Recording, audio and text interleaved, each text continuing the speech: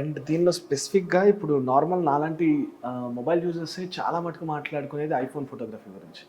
And of course ఇన్ని years మీరున్నారు కాబట్టి ఖచ్చితంగా ఐఫోన్ ఫోటోగ్రఫీ గురించి మీరు కూడా ఎంతో కొంత తెలుసుకోవడం గాని ఇదంతా ఉంటది.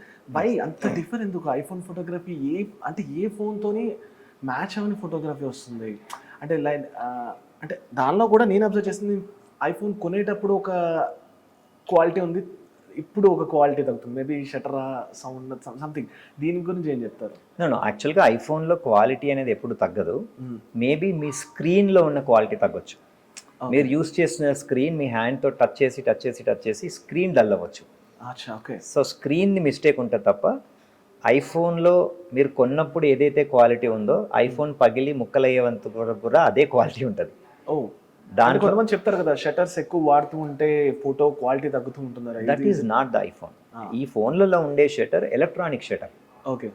అంటే అది మాన్యువల్గా మీకు షటర్ ఉండదు. Okay. It's an electronic shutter. So electronic shutter అనేది డిఫరెంట్. అంటే మాన్యువల్ షటర్ అయితే మీకు ఖరాబ్ అయ్యే ఛాన్స్ ఉంది. ఓకే.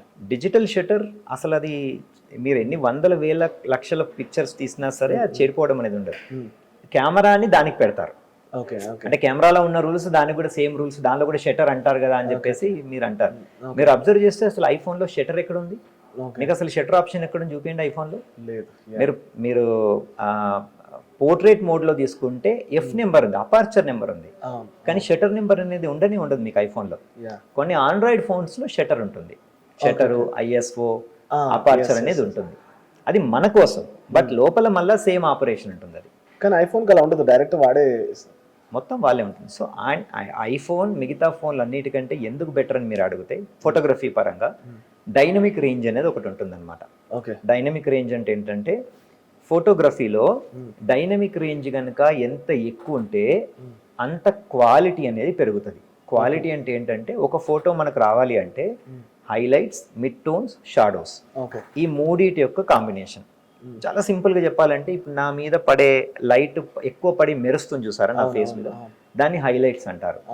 మెరవకుండా నార్మల్గా ఉన్న ప్లేస్ అంతా మిడ్ టోన్స్ అంటారు. ఇప్పుడు నేను ఇలా చెయ్యడ్డు పెట్టాను అనుకోండి, దీని ఈ లైట్కి చెయ్యికి మధ్యలో అంటే నా ఫేస్కి చెయ్యికి నా ఫేస్కి లైట్కి మధ్యలో నా చెయ్యి అడ్డు ఉండడం వల్ల ఈ చెయ్యి షాడో అనేది నా మీద పడింది, దాన్ని షాడోస్ అంటారు. ఒక ఫోటో గొప్పగా రావాలి అంటే ఈ మూడు కాంబినేషన్ కరెక్ట్గా ఉండాలి. సో ఐఫోన్ ఏం చేస్తుందంటే ఈ మూడు కాంబినేషన్ని కరెక్ట్గా ఉందా లేదా అని వాళ్ళు టెస్ట్ చేసి కరెక్ట్గా వచ్చేలాగా వాళ్ళు చేస్తారనమాట. అది మిగతా ఏ ఫోన్ చేయలేదు. మేబీ ఇప్పుడు కొత్తగా వచ్చాయేమో, బట్ ఐఫోన్ ఈ కొత్తగా వచ్చిన వాటి అన్నింటిలో ఇప్పుడు రిలీజ్ అయిపోయి ఐఫోన్ 16 వాటన్నిటికంటే తాతలాగా ఇంకోటి తయారు చేస్తారు. సో వాళ్ళు ఎప్పటికప్పుడు అప్గ్రేడ్ అవుతున్నారు. అంటే ఈ 3 కాంబినేషన్స్ని సెటప్ అనేది ఎప్పటికప్పుడు అప్గ్రేడ్ చేస్తున్నారు. అందు గురించే మీరు బాగా ఎండలో వెళ్ళండి, మీరు ఐఫోన్ మిగతా ఫోన్లు పక్కన పెట్టండి. ఐఫోన్ని ఇప్పుడు ఇక్కడ ఇది మనం ఆర్టిఫిషియల్ లైట్లో ఉన్నాం. ఇటు నుంచి ఆ విండో దగ్గరికి వెళ్ళి అక్కడికి వెళ్తే అది న్యాచురల్ లైట్ అవుతుంది. మీరు ఐఫోన్ని తీసుకొని నేను చెప్పిన టెస్ట్ చేయండి. ఐఫోన్ని తీసుకొని ఇక్కడ వీడియో ఆన్ చేసి ఇక్కడి నుంచి మీరు ఎట్లా వెళ్ళండి, మీకు తెలియకుండా ఆటోమేటిక్గా ఈ లైట్ నుంచి ఆ లైట్ దానిలో అది ఆటోమేటిక్గా చేంజ్ చేసుకొని ఆ లైట్ని కూడా అది క్యాప్చర్ చేస్తుంది.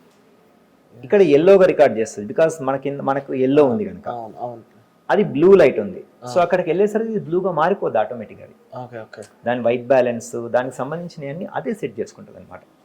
అలా ప్రాపర్గా సెట్ చేసుకునే సాఫ్ట్వేర్ని దానిలో ఇన్సర్ట్ చేశారు వాళ్ళు. ఓకే. సో అవి మిగతా ఫోన్స్లో లేకపోవడం వల్ల మిగతా ఫోన్స్లో కూడా ఇవన్నీ ఉన్నాయి.